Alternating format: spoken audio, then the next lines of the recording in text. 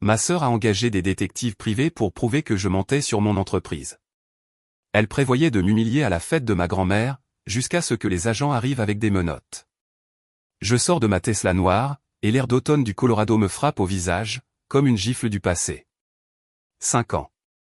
5 ans que j'ai quitté la vie de cette famille avec, pour seul bagage, mes compétences en programmation, et une promesse qui résonne encore à mes oreilles. Regardez-moi bien. Le Prairie Hills Country Lodge se dresse devant moi, son entrée de marbre scintillant sous le soleil couchant. 120 invités à l'intérieur, célébrant le 78e anniversaire de grand-mère Myriam. Ils n'ont aucune idée de ce qui les attend. Mon téléphone vibre dans ma paume. Nolan Pierce, mon directeur des opérations, n'envoie jamais de message, sauf si c'est urgent. Le bureau du procureur général a confirmé que l'audit de Myriam soutient leur dossier. Le mandat est actif. Ça pourrait arriver ce soir. Mes doigts se resserrent sur l'appareil. Bureau du procureur général. Mandat. Ce soir. Ces mots devraient me terrifier, mais au lieu de cela, je sens quelque chose de froid et de tranchant s'installer dans ma poitrine. La justice. Peut-être. Ou une revanche. J'ajuste mon blazer Armani à $3000, le tissu anthracite se posant sur moi comme une armure. La même famille qui, il y a 5 ans, m'a rejeté comme une ratée, n'a aucune idée que leur déception dirige aujourd'hui un empire de la cybersécurité de $180 millions. Regardez-moi bien. Je murmure aux marches de marbre, mais alors même que je le dis, mes mains tremblent. Le souvenir déferle sur moi, comme il le fait toujours. Ce dîner, il y a 5 ans. La salle à manger de la famille Grant, avec sa table prétentieuse en acajou et son lustre en cristal qui coûtait plus cher que la plupart des voitures. J'avais 26 ans. Désespéré. Croyant encore que je pouvais gagner leur approbation, si seulement j'essayais plus fort. Jouer avec du code n'est pas une carrière, Alexis. La voix de papa portait ce mélange particulier de déception et de mépris que je ne connaissais que trop bien. Douglas Grant, magnate de l'immobilier, ne pouvait pas concevoir que la technologie puisse réellement avoir de l'importance. Quand vas-tu enfin prendre ton avenir au sérieux? Maman posa son verre de vin avec un cliquetis délicat. Pourquoi ne peux-tu pas être plus comme ta sœur? La spécialité d'Evelyn Grant. La comparaison qui blessait le plus, car elle était conçue pour ça. Marilyn, l'enfant prodige par excellence, se pencha en arrière sur sa chaise avec ce sourire que j'avais appris à craindre. En fait, j'ai peut-être quelque chose pour Alexis. Mon organisation à but non lucratif aurait besoin d'une assistante. À temps partiel, bien sûr. Assistante, à temps partiel, alors que j'avais passé 3 ans à développer des logiciels de sécurité que des entreprises achetaient réellement. Tu vois? Le visage de maman s'illumina, comme si Marilyn venait de proposer de guérir le cancer. Marilyn veille toujours sur la famille. Le poids de 26 années s'est abattu sur moi à cet instant. 26 ans à être le bouc émissaire de la famille. Celle qui n'était jamais à la hauteur. La déception. J'avais enchaîné les doubles services à 16 ans pour payer mes études, tandis que l'éducation de Marilyn était entièrement financée. J'avais enduré des années de « Pourquoi ne peux-tu pas avoir que des A, comme ta sœur ?» J'avais bâti quelque chose à partir de rien, et ils appelaient ça « jouer ». Mais ce que maman a dit ensuite a brisé quelque chose en moi, de façon permanente. Je veux juste être fier de toi, ma chérie. Est-ce trop demandé? Je suis fier de toi. 5 mots que j'avais poursuivis toute ma vie. 5 mots qu'elle n'avait jamais prononcés. Pas une seule fois. Pas même quand j'ai obtenu mon diplôme avec la mention très bien, ni quand mon premier client m'a payé $50 000 pour un audit de sécurité. Le besoin de son approbation avait été ma faille fatale depuis l'enfance. J'étais la fille qui restait debout jusqu'à 3 heures du matin pour parfaire des projets, pour des parents qui ne remarquaient que les défauts. J'étais l'adolescente qui s'épuisait au travail, essayant de prouver qu'elle méritait le même investissement qu'ils accordaient à Marilyn sans poser de questions. J'étais la jeune femme qui continuait de croire que si seulement je réussissais assez, si seulement je gagnais assez d'argent, si seulement je devenais assez brillante, ils finiraient par me voir. Mais assise à cette table, observant la satisfaction suffisante de Marilyn et les expressions soulagées de mes parents, parce que leur enfant prodige avait résolu le problème Alexis, j'ai compris la vérité qui allait tout changer. Le jeu était truqué. Il avait toujours été truqué. Ils avaient besoin que j'échoue pour que Marilyn puisse réussir. Ils avaient besoin que je reste petite pour qu'ils puissent se sentir grands. Ils avaient besoin que je reste désespérément en quête d'approbation, pour qu'ils puissent la distribuer comme une récompense à ma soumission. Je me suis levé de cette table en acajou. Le visage de papa se figea de stupeur. Le sourire de Marilyn vacilla. Regardez-moi bien, ai-je dit, deux mots qui voulaient tout et rien dire. Regardez-moi faire quoi? Bâtir quelque chose de réel? Prouver ma valeur? Réussir sans vous? Tout ça. Et rien de tout ça. Je ne le savais pas encore. J'ai franchi leur porte d'entrée, dans la nuit d'octobre. J'ai bloqué leur numéro de téléphone. J'ai retourné les cartes de Noël sans les ouvrir. J'ai bâti Vanguard Shield depuis mon studio, avec un ordinateur portable à $1000, codant 18 heures par jour, nourri par la rage et la détermination. Pendant 5 ans, je me suis choisi, au lieu de choisir leur approbation. Ce fut la décision la plus terrifiante et la plus libératrice que j'ai jamais prise. Maintenant, je me tiens devant le Prairie Hills Country Lodge, et cette jeune femme terrifiée de 26 ans vit encore quelque part en moi, me chuchotant que je n'ai pas ma place ici. Que je ne serai jamais assez bien. Que franchir ces portes prouvera qu'ils avaient raison sur moi depuis le début. Mais elle a tort. Je ne suis pas la fille brisée qui est partie il y a 5 ans. Je suis A.L. Grant, PDG de Vanguard Shield. Forbes m'a présenté dans sa liste des 35 de moins de 35 ans, bien que ma famille ne l'ait jamais su, car ils n'ont jamais cherché. Je protège les infrastructures critiques de 3 États. J'emploie 47 personnes qui dépendent de mes décisions.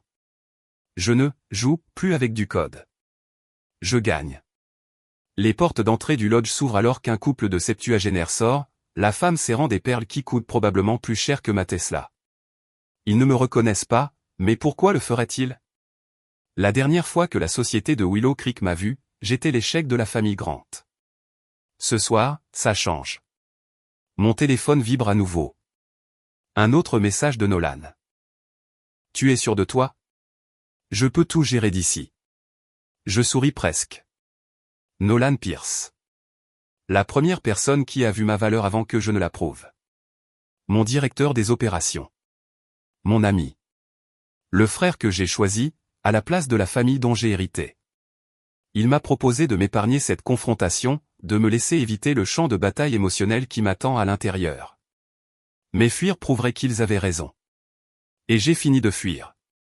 Je réponds par texto, je gère. Parce que c'est le cas. Quoi qu'il arrive ce soir, quels que soient les drames familiaux qui se déroulent, quelle que soit la douleur qui remonte à la surface, je sais qui je suis maintenant. Je sais ce que j'ai bâti. Je sais que ma valeur n'est pas déterminée par des gens qui ne reconnaîtraient pas le talent, même s'ils déboguaient tout leur réseau. Les marches de marbre sont solides sous mes talons. Le portier hoche la tête avec respect.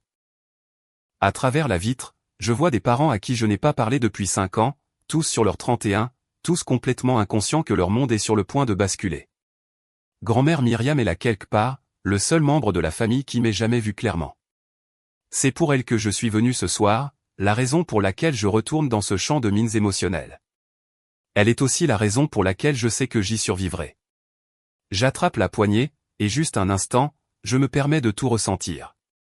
La peur, la colère, l'espoir, le chagrin. 5 ans de silence qui se terminent en une soirée, la famille qui m'a brisé sur le point de découvrir qui je suis devenu dans cette rupture. L'avertissement arrive 3 jours avant la fête de grand-mère Myriam, enfoui dans ma boîte de réception matinale comme une bombe à retardement numérique. Marilyn prépare quelque chose de gros pour la fête de grand-mère. Elle dit qu'elle va exposer la vérité sur toi. Le texto de ma cousine Tessa arrête ma tasse de café à mi-chemin de mes lèvres. Je suis assise dans mon penthouse de Denver, 47 étages au-dessus de la ville qui a reconstruit ma vie, et soudain, j'ai de nouveau 26 ans. Le cœur qui s'emballe, les paumes moites, ce nœud familier d'angoisse qui se forme dans mon estomac. Exposer quelle vérité? Je n'ai parlé à aucun d'entre eux depuis 5 ans. Je suis en mode fantôme depuis que j'ai quitté leur salle à manger. Que pourrait bien savoir Marilyn de ma vie actuelle? Je transfère le message à Nolan Pierce sans un mot.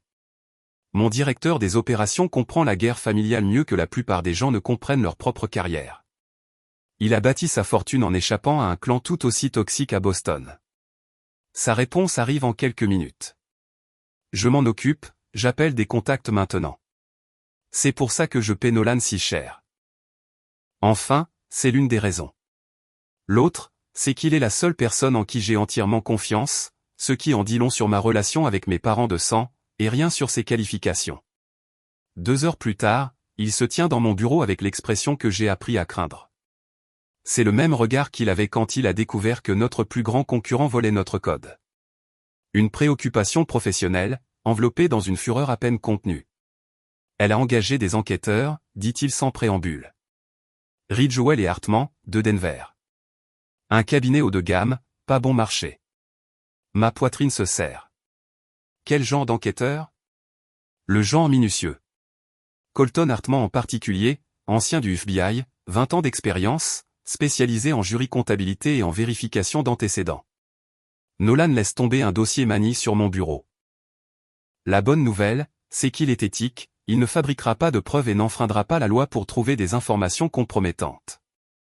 Et la mauvaise nouvelle? Il est très doué pour trouver ce qui existe vraiment. Je fixe le dossier sans l'ouvrir. À l'intérieur, il y a probablement des photos, des dossiers financiers, des entretiens avec des employés. L'architecture de ma nouvelle vie, soigneusement construite, mise à nu pour le divertissement de Marilyn.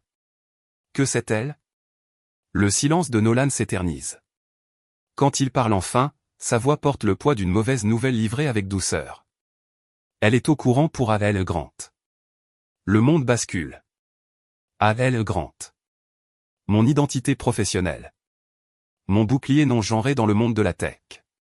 Ma protection contre quiconque pourrait lier le succès de Vanguard Shield à l'échec de la famille Grant. 5 ans de séparation minutieuse, réduit à néant.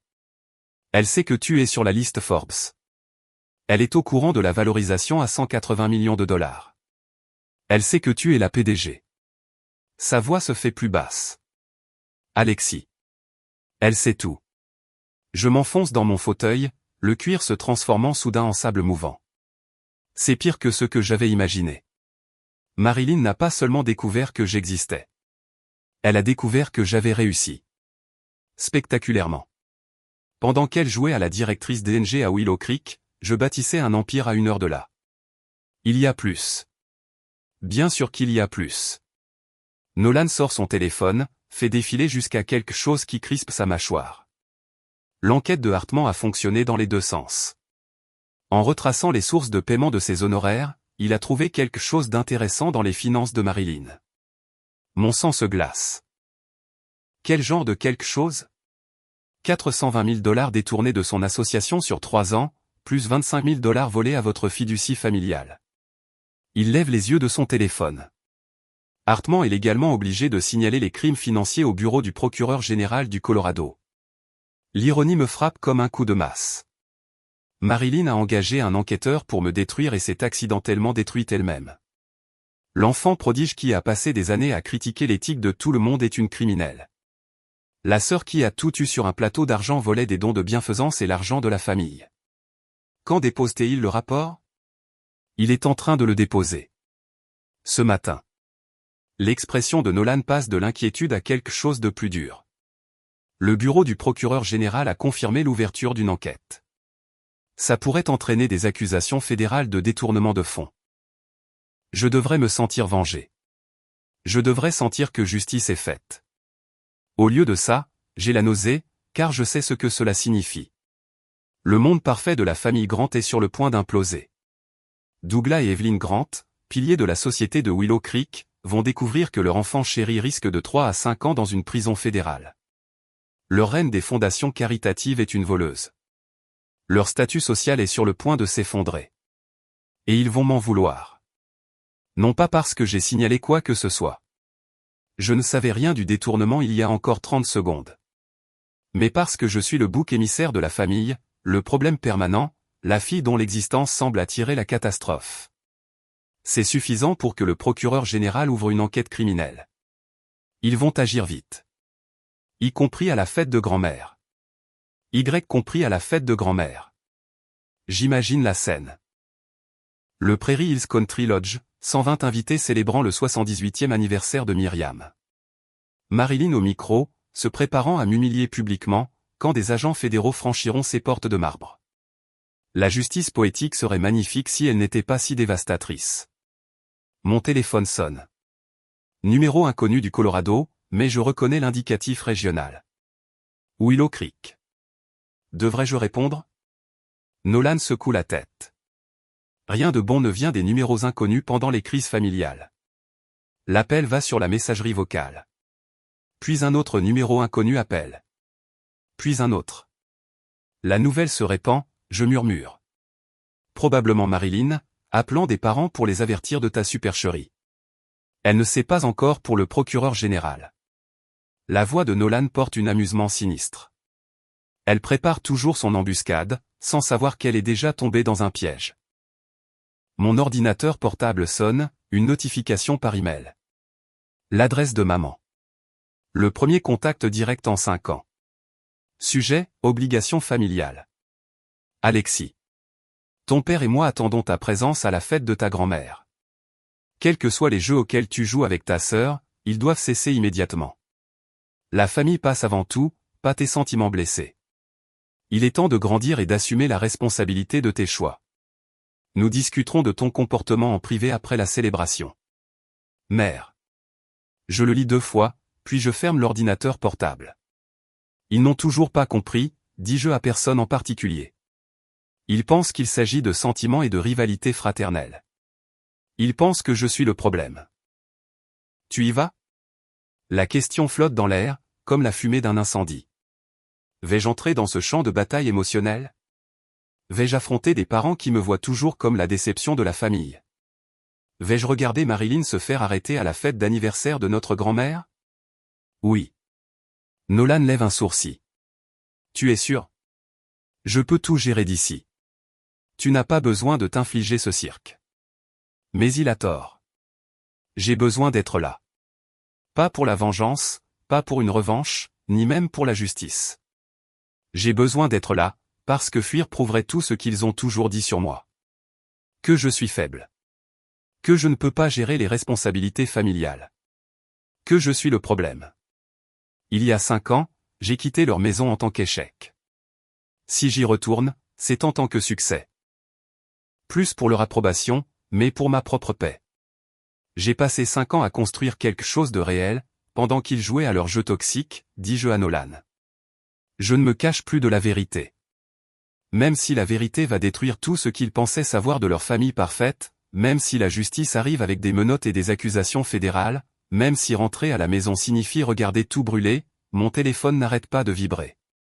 Depuis que nous avons découvert l'embuscade hier, les notifications s'accumulent comme des débris numériques d'une famille que je pensais avoir laissée derrière moi.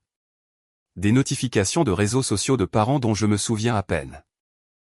Des messages WhatsApp du groupe de discussion de la famille Grande qui, d'une manière ou d'une autre, inclut toujours mon numéro.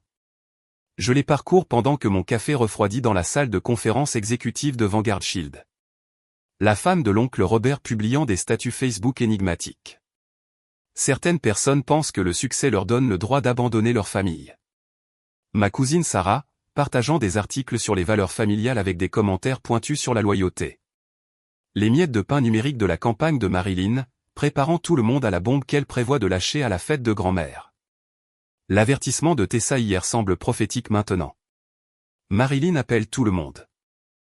Elle dit qu'elle va exposer la vérité sur toi à la fête. La vérité, comme si ma sœur avait la moindre idée de ce que cela signifie. Nolan entre dans la salle de conférence, portant une pile de contrats gouvernementaux d'une valeur de 53 millions de dollars. Des systèmes de protection pour les infrastructures de vote dans 3 États. Du vrai travail. Un travail qui compte. Un travail qui maintient la démocratie en état de marche pendant que ma famille bavarde à Willow Creek. La campagne familiale s'intensifie, lui dis-je en faisant glisser mon téléphone sur la table en acajou. Il lit les messages, sa mâchoire se crispant. Tu veux que notre équipe juridique envoie une mise en demeure? Pourquoi? Pour avoir dit à des proches que leur sœur qui a réussi cache peut-être quelque chose? Je me penche en arrière dans mon fauteuil. Elle est trop maligne pour faire quoi que ce soit de répréhensible. Elle ne fait que semer des graines. Mais le doute s'insinue quand même. Cette vieille voix familière qui murmure que peut-être, ils ont raison sur moi. Peut-être que bâtir une entreprise de 180 millions de dollars ne me rend pas digne de respect. Peut-être que je ne fais vraiment que jouer avec du code. Mon ordinateur portable sonne, un email de maman. La ligne d'objet indique « Responsabilité familiale ». Je fixe la notification pendant 30 secondes avant de la supprimer sans la lire. Certaines conversations ne valent pas la peine d'être eues. Le bureau du procureur général a confirmé avoir reçu le rapport de Colton, dit Nolan, s'installant dans le fauteuil en face de moi. Mais pas de calendrier sur le moment où ils agiront. Quand? Pas si. La distinction est importante. Les crimes financiers de Marilyn la rattraperont un jour, mais la fête de grand-mère est dans 2 jours. 2 jours pour le chaos que ma sœur a prévu. Mon téléphone sonne. Numéro inconnu du Colorado. Allô? Alexis. La voix de papa. Grave, empreinte d'une fausse autorité. Il faut qu'on parle. Je n'ai pas entendu la voix de Douglas Grant depuis 5 ans. Elle semble plus faible que dans mon souvenir. Moins autoritaire. L'âge, peut-être. Ou la prise de conscience que ces tactiques d'intimidation ne fonctionnent pas sur quelqu'un qui a bâti son propre empire. À propos de quoi? À propos de quoi? De la fête de ta grand-mère. Ta mère pense. Il s'arrête. Et j'entends la voix de maman en arrière-plan. Vive et insistante.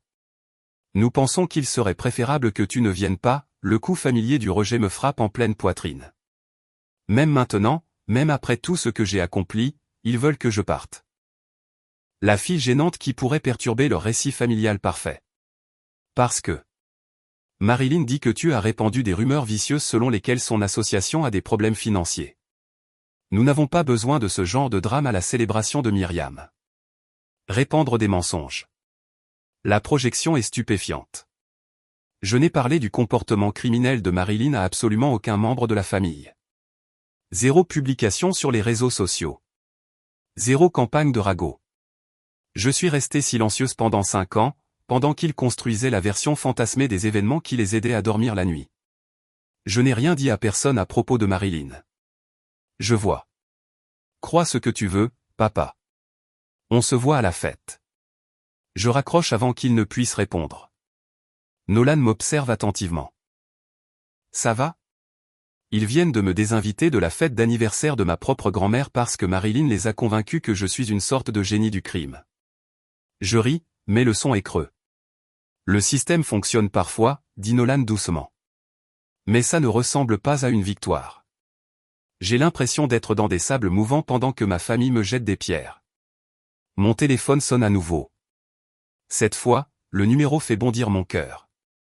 Grand-mère? Bonjour, ma chérie. La voix de Myriam, cristalline malgré ses 78 ans. J'ai entendu dire que Douglas t'avait appelé. Il m'a désinvité à ta fête. Douglas n'a pas le droit de désinviter des gens à ma fête. Ni Marilyn, d'ailleurs, bien qu'elle ait suggéré que je devrais reconsidérer qui y assiste. Le ton de grand-mère se durcit. Comme si j'avais besoin des conseils d'une criminelle pour ma liste d'invités. Criminelle. Le mot a un impact différent venant de Myriam. Pas une spéculation ou une accusation. Un fait. Tu es au courant de l'enquête. Ma chérie, c'est moi qui l'ai commandité. Le monde s'arrête. Quoi? Il y a 2 mois, j'ai commandé mon propre audit de l'association de Marilyn. Quelque chose dans ses finances ne collait pas. Une nouvelle Mercedes avec un salaire d'ING? Des vacances en Europe financées par des événements de remerciement aux donateurs? Je suis vieille, pas stupide. Ma grand-mère. L'esprit vif, méfiante, protectrice des ressources familiales pendant que tout le monde se laissait distraire par la performance de l'enfant prodige de Marilyn. L'auditeur a tout trouvé, continue Myriam. Le détournement, les dépenses fictives, l'argent volé de notre fiducie familiale. Quand cet enquêteur privé m'a approché la semaine dernière avec des conclusions similaires, j'ai partagé mon audit avec lui. Ça a beaucoup facilité son travail. Les pièces du puzzle s'emboîtent. Colton Hartman avait 2 sources de preuves, la trace écrite qu'il a découverte et l'enquête indépendante de grand-mère. Pas étonnant que le bureau du procureur général ait agi si rapidement. Pourquoi n'as-tu rien dit à personne? Parce que je voulais voir jusqu'où elle irait, combien elle volerait, combien de personnes elle blesserait avant que quelqu'un ne l'arrête. La voix de Myriam porte 5 décennies de sagesse familiale. Il s'avère qu'elle prévoyait de te blesser publiquement tout en volant la famille en privé. C'est là que j'ai su qu'elle était allée trop loin. Je m'enfonce dans mon fauteuil de conférence, dépassé. Je suis juste inquiète, si elle se fait arrêter à la fête, le choc. Pour toi. Que le choc pourrait me tuer? Grand-mère rit. Alexis, j'ai 78 ans, pas fragile. J'ai survécu à la Grande Dépression, à 3 récessions et à la crise de la quarantaine de ton grand-père. Je pense que je peux supporter d'apprendre que ma petite-fille s'est protégée d'un prédateur. Prédateur. Un autre mot qui sonne comme une vérité. D'ailleurs, ajoute Myriam, Marilyn ne sait pas que j'ai des copies de tout. Relevés bancaires, signatures falsifiées, dons détournés. Elle pense qu'elle a toutes les cartes en main. Mais je joue à ce jeu depuis plus longtemps qu'elle n'est en vie. Pour la première fois depuis des jours, je souris. Un vrai sourire. On se voit à la fête, grand-mère. J'y compte bien. Quelqu'un doit être témoin de la justice en action. Après avoir raccroché, je reste assise dans le silence de la salle de conférence, digérant tout. Marilyn a joué sa dernière carte la nuit dernière, menaçant grand-mère pour me faire taire. Mais elle l'a joué contre quelqu'un qui avait déjà 3 coups d'avance. L'enfant prodige pense se protéger en menaçant la matriarche de la famille.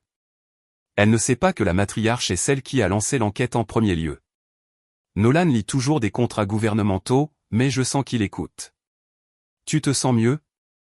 Marilyn ne sait pas qu'elle a déjà perdu. Elle le saura bientôt. Je regarde l'heure. 24 heures avant la fête. 24 heures avant qu'une salle pleine de parents ne découvre que leur enfant chéri est une criminelle, tandis que leur bouc émissaire est une PDG. 24 heures avant que 5 ans de silence ne se terminent en une soirée spectaculaire. Mon téléphone vibre avec une autre notification du groupe de discussion familiale. Cette fois, c'est Marilyn elle-même. J'ai hâte de voir tout le monde demain soir. Il est temps que certaines vérités éclatent. Je ris presque. Elle n'a aucune idée à quel point elle a raison. Le soleil se couche sur l'horizon de Denver, projetant de longues ombres sur le siège de Vanguard Shield. 47 employés rentrent chez eux, auprès de familles qui respectent leurs contributions. Des contrats gouvernementaux d'une valeur de 53 millions de dollars reposent sur ma table de conférence, protégeant la démocratie elle-même. Voilà ce que j'ai bâti pendant que ma famille chuchotait sur mes échecs. Voilà ce que j'ai accompli pendant qu'ils élevaient une criminelle. Demain soir, ils comprendront enfin la différence. Mais ce soir, je vais me préparer pour la fête la plus importante de ma vie. Non pas parce que j'ai encore besoin de leur approbation, mais parce que certaines batailles se gagnent d'elles-mêmes, quand on arrête de les mener. Et parfois, la chose la plus puissante que l'on puisse faire est simplement de se présenter, et de regarder la vérité se dévoiler. Les portes de la salle de bal du Prairie Hills Country Lodge s'ouvrent, avec un sens du drame qui n'arrive que dans les films ou les catastrophes familiales. Je franchis le seuil, et 120 conversations s'interrompent en pleine phrase. Les fourchettes se figent à mi-chemin des bouches. Les verres de vin s'arrêtent aux lèvres. Le silence se répand dans la pièce comme de l'encre renversée.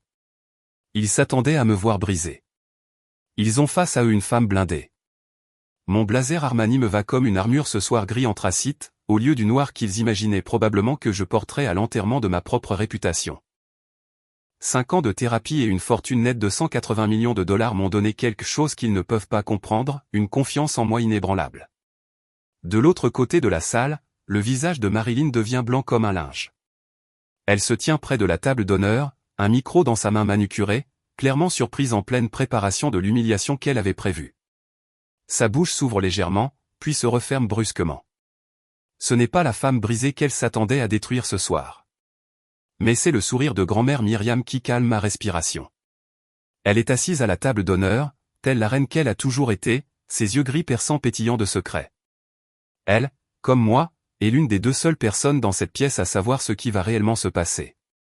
Je ne me précipite vers aucun groupe en particulier.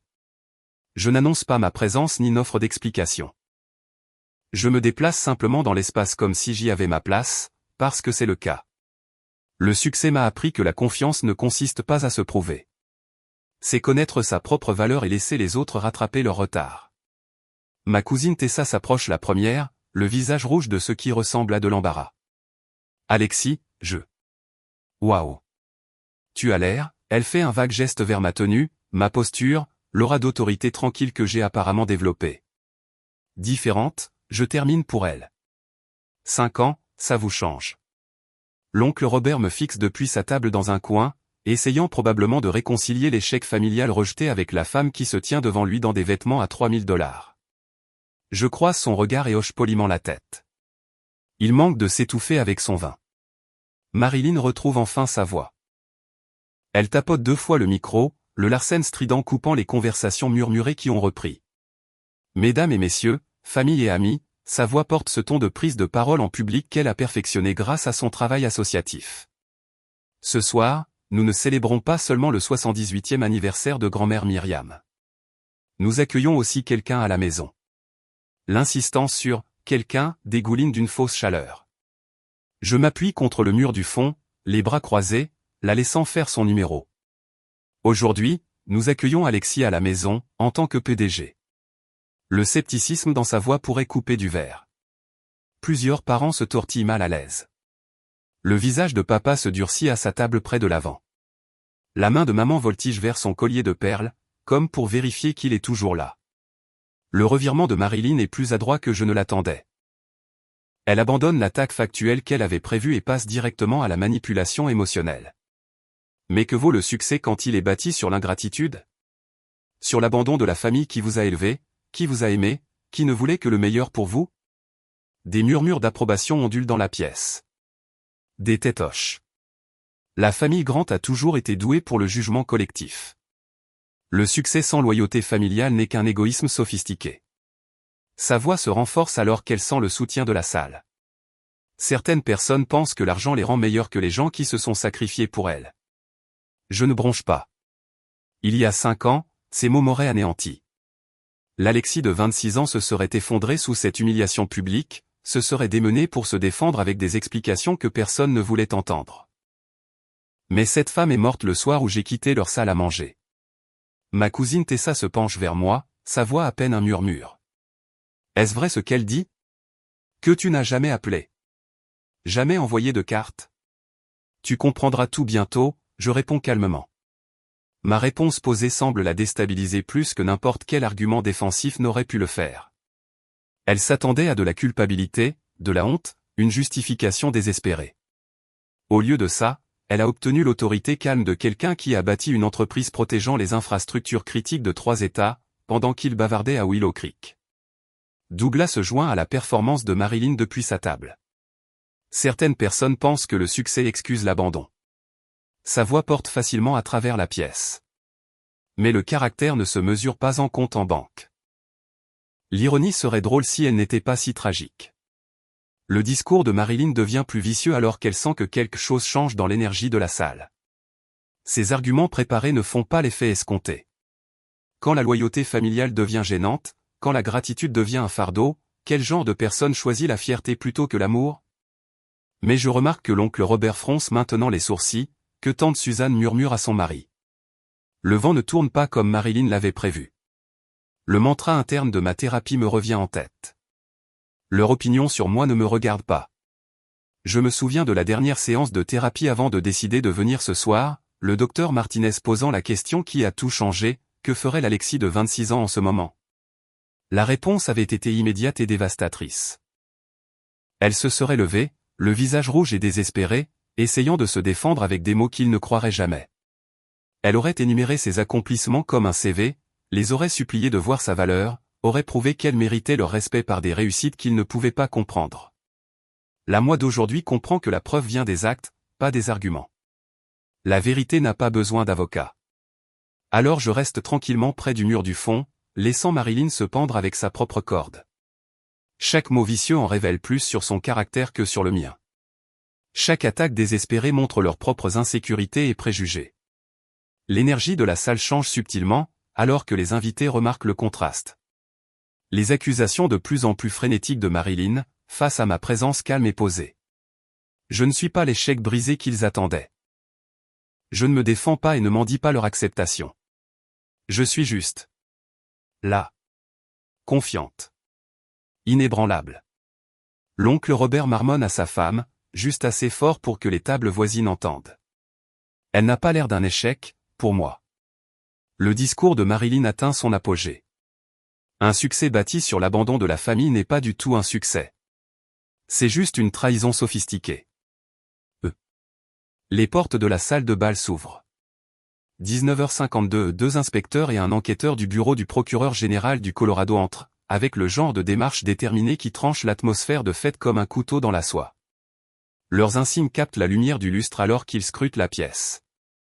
Les conversations meurent à nouveau. Mais cette fois, le silence est différent. Dangereux.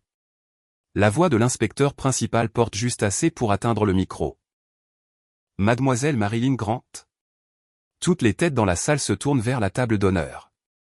Le visage de Marilyn passe du rouge de l'indignation vertueuse au pâle cadavérique, en l'espace d'un battement de cœur. Vous êtes en état d'arrestation pour détournement de fonds et fraude. Les mots frappent la salle de bal comme un coup physique. Quelqu'un laisse tomber un verre de vin. Le cristal qui se brise résonne sur le sol en marbre. Depuis ma position contre le mur, je regarde les menottes se refermer sur les poignets de l'enfant prodige. Le son traverse le souffle collectif des 120 invités stupéfaits. La marche de l'humiliation publique de Marilyn commence. Devant la table d'honneur où grand-mère Myriam est assise avec un sang-froid parfait. Devant des parents dont la bouche est bée de choc. Devant des parents dont le monde s'écroule en temps réel. Et devant moi. Nos yeux se croisent un bref instant alors que les inspecteurs l'escortent vers la sortie.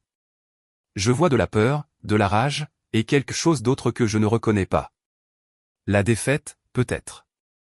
Je ne jubile pas. Je ne souris pas. Je suis simplement témoin de la justice, enfin rendue. La salle de bal éclate en chaos alors que les portes se referment derrière eux. Douglas et Evelyn se précipitent vers moi, leur voix s'élevant dans une confusion désespérée. Que as-tu fait? Comment as-tu pu faire ça à ta propre sœur? La voix claire de grand-mère Myriam tranche leur panique. Alexis n'a rien fait. Le bureau du procureur général a fait son travail. La vérité est enfin révélée. La conspiration familiale de l'aveuglement volontaire se fissure enfin. Les parents chuchotent frénétiquement. Attends, si Alexis n'a rien signalé, alors qu'il a fait? Nolan Pierce entre discrètement par la porte latérale, sa présence confirmant ce que certains invités commencent à soupçonner. Je ne suis plus l'échec de la famille. Je suis la seule qui reste debout. La salle de bal bourdonne de conversations chuchotées qui fendent l'air comme de l'électricité statique. Je me tiens près de la table des desserts, observant les membres de la famille se regrouper en petits cercles, leurs voix basses mais leurs gestes animés. Le gâteau d'anniversaire reste intact, ses 78 bougies maintenant des flaques de cire froide sur la crème au beurre. 20 minutes se sont écoulées depuis que Marilyn est partie menotter. 20 minutes depuis que le monde de ma famille s'est fissuré. J'ai entendu dire que c'était du détournement de fonds, murmure tante Patricia à l'oncle Robert, sa voix portant malgré sa tentative de discrétion. 400 000 $. De sa propre œuvre de charité, répond Robert en secouant la tête. Mon Dieu, Pat, nous avons fait un don à ce truc. Ma cousine Tessa s'approche de moi, le visage pâle. Alexis, je suis tellement désolé.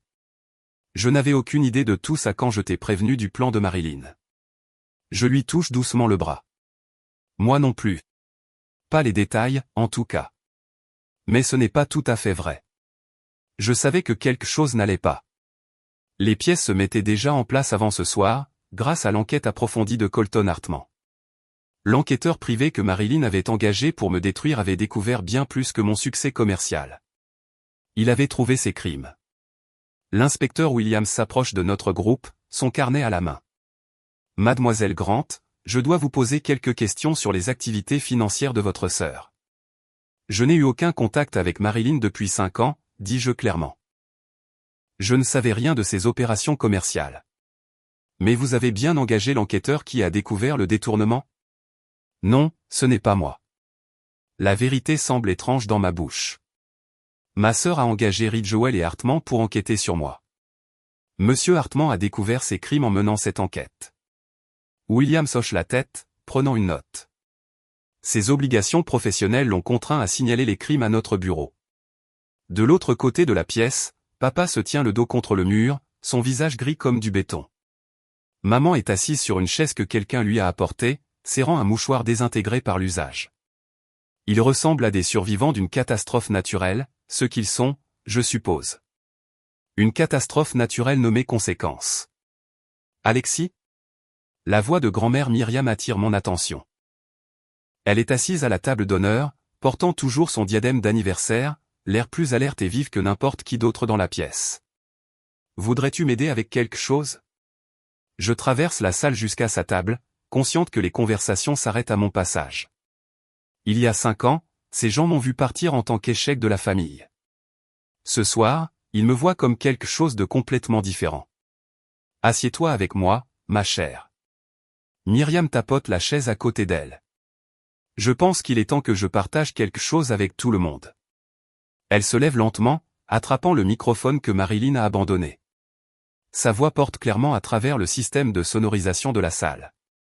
Amis, famille, je sais que cette soirée a été choquante pour beaucoup d'entre vous. Mais je dois vous dire quelque chose d'important. Elle fait une pause, ses yeux trouvant papa de l'autre côté de la salle. Il y a 2 mois, j'ai commandité mon propre audit de l'organisation à but non lucratif de Marilyn. La salle devient complètement silencieuse, même le personnel de restauration s'immobilise. Je suis méfiante depuis un certain temps. Marilyn vivait bien au-dessus de ce qu'une directrice d'ONG devrait gagner. Ses vacances en Europe au printemps dernier, financées, selon elle, par une prime, ont soulevé des questions. J'ai donc engagé des jurys comptables pour examiner ses livres. Le visage de papa passe du gris au blanc. Mère, que dis-tu? Je dis que j'ai découvert ce que monsieur Hartmann a découvert. Des signatures falsifiées sur des reçus de dons. Des dépenses fictives pour des événements qui n'ont jamais eu lieu. De l'argent détourné de programmes destinés à aider les enfants à risque. Sa voix se renforce à chaque mot. Étage 25 000 $ volé de notre fiducie familiale. De l'argent qui était destiné à mes soins médicaux. Le souffle qui parcourt la salle ressemble au vent dans les feuilles sèches. Grand-mère Myriam a trouvé des relevés bancaires, j'ajoute doucement, ma voix portant dans le silence stupéfait. L'argent de la fiducie familiale a financé les vacances de Marilyn en Europe. Le visage de l'oncle Robert devient rouge. Tu veux dire qu'elle a volé sa propre grand-mère? Tout en critiquant les autres pour leur cupidité, confirme Myriam, tout en se positionnant comme le centre moral de notre famille. Je regarde l'information s'imprégner. Ces gens ont passé des décennies à voir Marilyn comme l'enfant prodige, la responsable, la fille qui est restée proche et a pris soin de la famille.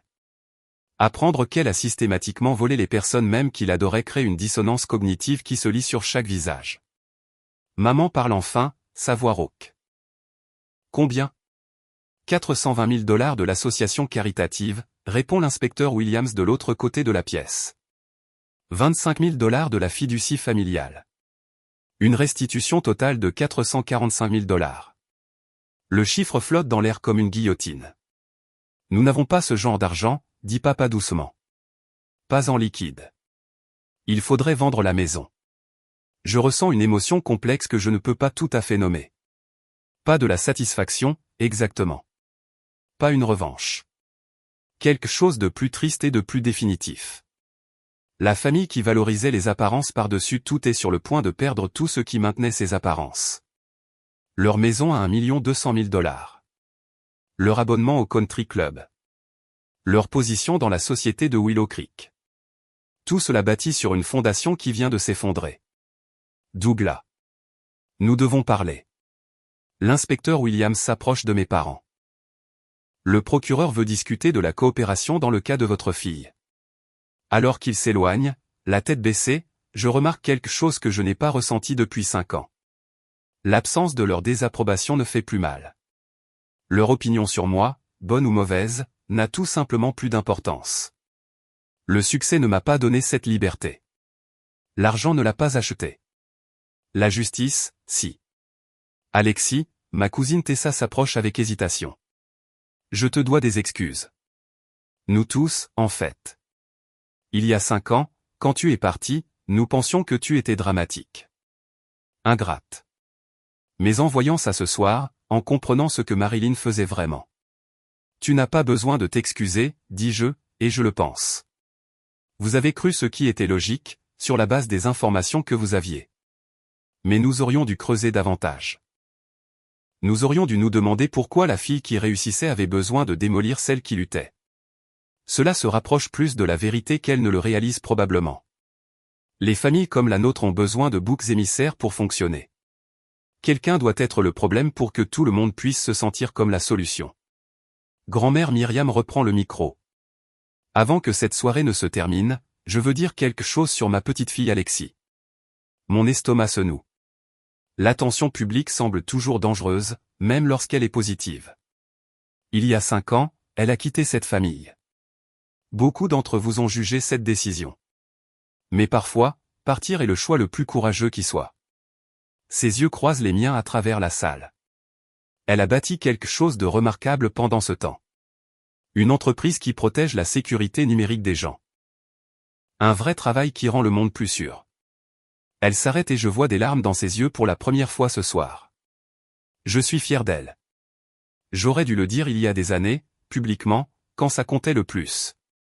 Mais je le dis maintenant. Les mots que j'ai passé 31 ans à avoir besoin d'entendre. Pas de la part de maman. De la part de quelqu'un qui me voyait vraiment. 3 heures plus tard, j'aide grand-mère Myriam à souffler les bougies de son gâteau d'anniversaire. La fête s'est réduite aux membres de la famille, et l'atmosphère ressemble au lendemain d'une tempête. Endommagée, mais plus propre, en quelque sorte. À travers les fenêtres de la salle de bal, je regarde les voitures de police partir avec les dernières boîtes de preuves. Marilyn passera les 3 prochaines années dans une prison fédérale. Papa et maman passeront la prochaine décennie à reconstruire leur vie à partir de zéro, et je continuerai à construire la mienne. Alors que j'accompagne grand-mère Myriam à sa voiture, elle me serre le bras. Dans 6 mois, ma chère. Je soupçonne que tu transformeras tout ce gâchis en quelque chose de positif. C'est ce que tu es. Elle a raison. Je prévois déjà d'acquérir l'association à but non lucratif défunte de Marilyn pour $1 et de la reconstruire en une organisation légitime. L'initiative Grande pour la sécurité numérique aidera réellement les jeunes à risque à acquérir des compétences en cybersécurité. Le succès bâti sur les ruines de la corruption. La justice servie avec une touche d'ironie poétique. Parfait. Le soleil du matin inonde les baies vitrées de ce qui était autrefois le bureau d'angle de Marilyn. 18 mois après cette nuit au Prairie Hills Country Lodge, je me tiens dans le siège rénové de l'ancienne fondation Marilyn Grant, devenue l'initiative Grande pour la sécurité numérique.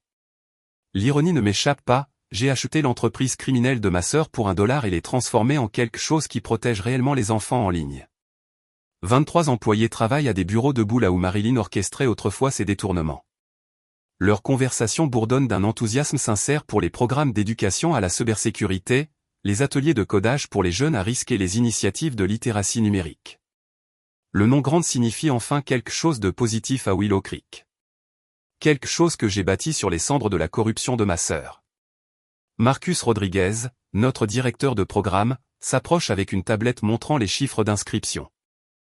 Nous avons 15 jeunes inscrits pour l'atelier de samedi. 2 viennent du foyer de Riverside. Le même foyer où Marilyn prétendait envoyer des dons qui ne sont jamais arrivés. Maintenant, nous y allons vraiment. Parfait, lui dis-je, en regardant un groupe d'adolescents à travers la vitre de la salle de conférence alors qu'ils déboguent leur premier programme de sécurité. Assure-toi que Jenny commande des pizzas supplémentaires. Mon téléphone sonne, un email qui me coupe le souffle. L'expéditeur est Myriam Grant, résidence Sunset Manor. Le sujet, invitation à dîner dimanche.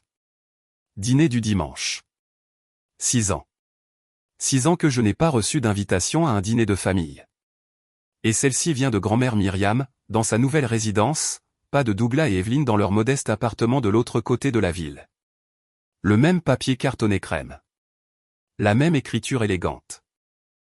Mais maintenant, la dynamique du pouvoir a complètement changé. Je le lis 2 fois avant que l'anxiété que j'attends ne vienne jamais. Au lieu de cela, je ressens quelque chose de plus léger. Le choix. L'invitation ne commande pas ma présence ni ne manipule ma culpabilité. Elle offre simplement une option, comme choisir entre des restaurants. Je tape, répondre, et j'écris, avec plaisir, grand-mère. Dois-je apporter quelque chose? Pas de peur. Pas de remise en question. Pas de besoin désespéré de prouver ma valeur par un comportement parfait. Juste une petite fille qui dit oui à sa grand-mère parce qu'elle en a envie. Le souvenir remonte à la surface, sans y être invité. 3 mois de thérapie, le bureau du docteur Martinez avec ses murs gris apaisants et ses boîtes de mouchoirs stratégiquement placées. Parlez-moi de l'approbation, avait-elle dit. J'ai passé 31 ans à essayer d'obtenir l'approbation de personnes qui n'allaient jamais me la donner. Les mots étaient sortis comme une confession. C'est comme demander une collation à un distributeur automatique cassé. On continue d'y mettre des pièces, d'appuyer sur les boutons, de ne rien recevoir en retour, mais on se convainc que la prochaine pièce fonctionnera. Le docteur Martinez avait hoché la tête. Que se passe-t-il quand vous arrêtez de nourrir la machine? On en trouve une qui fonctionne. Ce moment de prise de conscience où j'ai réalisé que chercher la validation de personnes toxiques n'était pas de la persévérance, c'était de la folie. La liberté émotionnelle de construire son estime de soi par l'accomplissement et le service, plutôt que par l'approbation familiale, avait mis des mois à sembler réelle. Mais maintenant, elle est ancrée en moi. Je n'ai plus besoin de leur fierté, je murmure au bureau vide. J'ai la mienne. La voix de Nolan vient du couloir alors qu'il discute des projections trimestrielles avec notre nouvelle recrue. Le mois dernier, je l'ai promu président de l'entreprise. Notre partenariat professionnel est devenu le genre d'amitié durable que je n'aurais jamais cru possible. Vanguard Shield s'est étendu à 4 États, protégeant les infrastructures critiques contre les cybermenaces, tandis que ses 23 employés aident les enfants à naviguer dans les dangers numériques. La reconnaissance de Forbes a conduit à des opportunités de conférences sur le leadership en cybersécurité. La semaine dernière, un collègue entrepreneur nommé David m'a invité à dîner après ma présentation à Seattle. Non pas parce qu'il voulait quelque chose de mon entreprise, mais parce qu'il admirait la force qu'il a fallu pour reconstruire la réputation de ma famille tout en protégeant mes propres limites. Tu sors avec quelqu'un, avait observé Nolan lundi matin, souriant à mon air distrait. Peut-être, avais-je admis, réalisant que c'était à ça que ressemblait une attirance saine. Pas de besoin désespéré de prouver ma valeur, pas d'anxiété concernant des agendas cachés, juste deux adultes qui respectent le travail de l'autre et veulent en savoir plus. Mon téléphone vibre, un texto de Tessa, j'ai vu le reportage local sur l'initiative de sécurité numérique. Maman dit qu'elle est fière de ce que tu construis. Tante Sandra, qui ne m'avait pas parlé depuis 5 ans, reconnaissant maintenant que peut-être, je n'avais pas été l'échec de la famille après tout. Même l'entreprise de construction de l'oncle Robert fait appel à Vanguard Shield pour ses besoins en cybersécurité, leur relation commerciale étant basée sur le respect mutuel plutôt que sur une tolérance familiale obligée. 3 jeunes femmes entrent dans le hall, des carnets serrés contre leur poitrine comme des boucliers. Elles sont là pour la session de mentorat mensuelle que j'ai lancée pour les femmes entrepreneurs confrontées au sabotage familial. Le mois dernier, Sarah a avoué que ses parents appelaient sa boulangerie « un passe-temps qui te ruinera ». Ce mois-ci, elle annoncera l'ouverture de son 2e emplacement. Le succès est la meilleure des limites, leur dis-je alors que nous nous installons dans la salle de conférence. Non pas parce que l'argent compte, mais parce que l'accomplissement parle plus fort que les explications. Elle hoche la tête avec l'intensité de personnes qui ont passé des années à défendre leurs rêves face à des gens déterminés à ne pas les comprendre. Je vois mon moi de 26 ans dans leur visage, cette faim désespérée de validation de sources qui ne la fourniront jamais.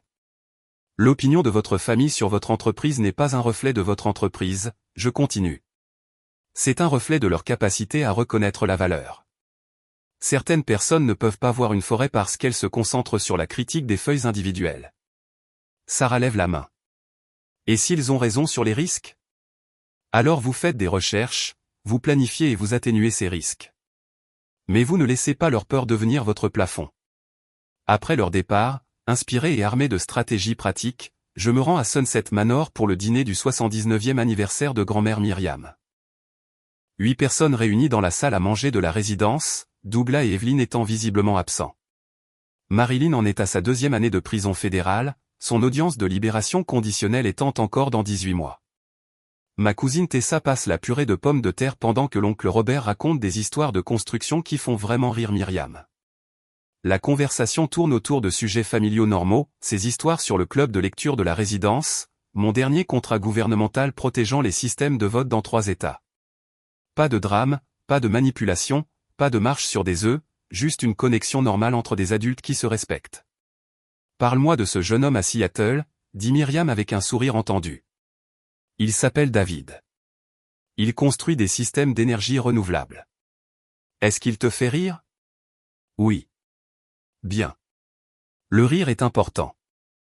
Pas d'interrogatoire sur ses revenus, son milieu familial, son plan quinquennal, juste une grand-mère voulant que sa petite fille soit heureuse.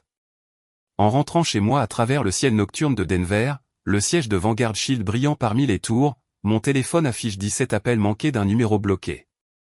Probablement Evelyne, essayant encore de me culpabiliser avec des obligations familiales qui n'existent plus. Je les supprime sans les écouter, de la même manière que je supprime les spams. Un texto de Nolan illumine mon écran. Le gouvernement vient d'approuver le contrat d'infrastructure de 50 millions de dollars. Félicitations, patronne. 50 millions de dollars pour protéger la vie numérique des gens contre de réelles menaces. Mon sourire n'est pas lié à l'argent, bien que la sécurité financière soit agréable. Il est lié à la mission, au but, à la connaissance que ma douleur s'est transformée en protection pour les autres. Je me gare dans le garage de mon immeuble et je sors mon journal de la boîte à gants. La couverture en cuir est usée maintenant, remplie de 2 ans de réflexion, de prise de conscience et d'observations honnêtes. Il y a 5 ans, j'ai quitté la maison de ma famille en tant qu'échec. Ce soir, je suis rentré chez moi, dans ma propre vie, en tant que succès. La différence n'était pas l'argent. C'était d'apprendre que certaines batailles se gagnent d'elles-mêmes, quand on arrête de les mener. Marilyn s'est détruite en essayant de me détruire. J'ai gagné en devenant quelqu'un digne d'être protégé. La famille, ce n'est pas ceux qui partagent votre sang. Ce sont ceux qui sont là quand votre monde s'écroule. Et parfois, être là signifie partir.